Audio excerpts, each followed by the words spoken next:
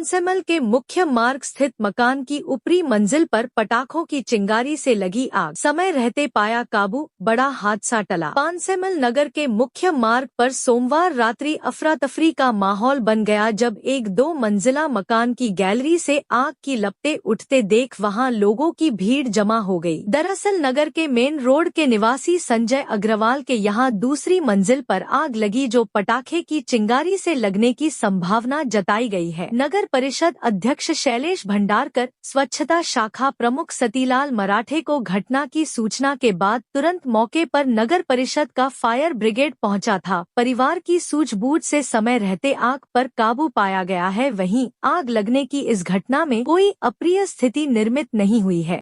JTV news से जुड़े रहने के लिए हमारी खबरों को लाइक और शेयर करें, हमारे चैनल को सब्सक्राइब करें और अपडेट रहे हर छोटी बड़ी खबरों से।